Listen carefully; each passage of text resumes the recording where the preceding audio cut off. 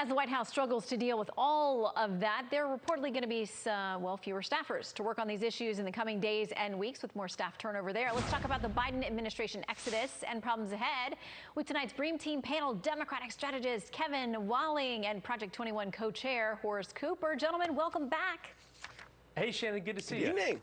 You too. Okay, let's start with this. Let's start with inflation, and I will let Jamie Dimon, CEO of JP Morgan, explain how he thinks this whole thing is going to play out. It's a hurricane. Right now it's kind of sunny. Things are doing fine. Everyone thinks the Fed can handle this. That hurricane is right out there down the road coming our way. We just don't know if it's a minor one or Superstorm Sandy or Sandy or Andrew or something like that. And it's you better brace yourself. Horace, I cannot imagine that is the message the White House wants out there, or that they want to hear, brace yourself for how bad it's going to get. I have to keep telling everyone who wants to pay attention to what's been going on. The president has made things worse. This isn't a case of he can't figure out what to do. He needs to stop doing what he is doing.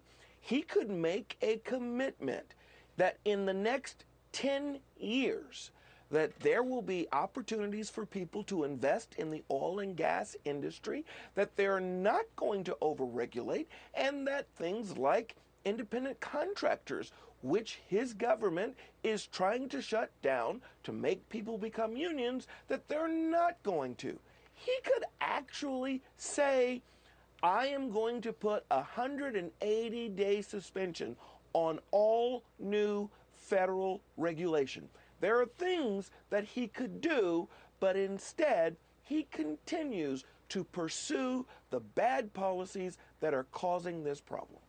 Well, in the reporting from inside the White House, allegedly, is that he's very frustrated with the way that he's being portrayed, that he's not getting enough credit for the stuff that is going well. And it's about the messaging in part. Well, that brings me to this from Joe Concha. He's writing about this. He says it's been 16 long weeks since the president's last interview. He says inflation, which was at 1.4% at the end of 2020 as Biden prepared to enter office, is almost 6 times higher now at 8.3%. Gas prices have hit an all-time high and are only going to get worse as we continue into the summer months and travel increases, as it always does.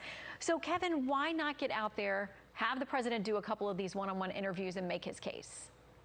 Yeah, Shannon, I think you're going to see that in the coming days and weeks. Obviously, you saw the president's cabinet, especially those cabinet officials responsible for the economy, fanning out across the networks to talk about some of the issues that the administration is tackling. He met with Jerome Powell and Janet Yellen this past Tuesday, encouraging the Fed to really take action to curb inflation. You're seeing the president take on key issues like you saw today with the baby formula issue, with the fourth Operation Fly formula taking off from Australia and other countries to tackle that issue. We're 5 months out from one of the most critical elections in this country's history. And I think you're going to see the president really stepping up his game as he continues to fight against this inflation that we're seeing. Well, of course, the American people are cheering for him. It is their wallets on the line. And so everybody wants to see things turn around in the economy. And the polling continues to show that the vast majority of people are very worried about where it is now and where it is headed as well. We talked a little bit in the intro about, and Kevin talked about, the exodus of people, the turnover that happens a lot in administrations. But there's been a notice that there's been an exodus, specifically Politico says, of black staffers and frustration among those who remain. They say this, Daniel Lippman in his piece, privately several staffers said there's a growing sense that some of the major issues important to black voters and lawmakers have gone either unfulfilled or become less emphasized. And Horace, there was also, a report that they felt there wasn't real opportunity for growth or to take on, promotions and those kinds of things. And so many are leaving. With big fanfare, the Biden administration says, look, we've got black people working for us. We've got a lot of black people working for us. Oh, he has a toxic work environment. There's no opportunity for advancement. People aren't going to listen to you.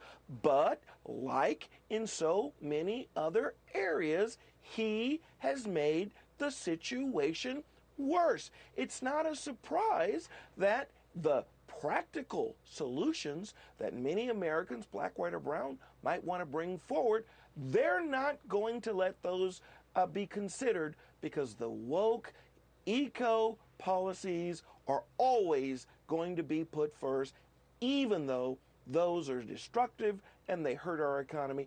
And now even people who work in the White House are wondering, wow, when is this going to come to an end? All right, Kevin, final 10 seconds to you. Last word. Yeah, Shannon, I read that piece. I know a lot of those individuals on the staff, a lot of them are going to higher positions within government. So I think it's a little disingenuous. Again, this is the most diverse White House staff, most diverse cabinet in the history of this country. So turnover is regular in any kind of administration. I think this is just a D.C. insider story. And you know how D.C. insiders like to chat. So they will continue to give us more material. Yes, they do. Kevin and Horace, thank you both very much. Thanks, Shannon. Good evening.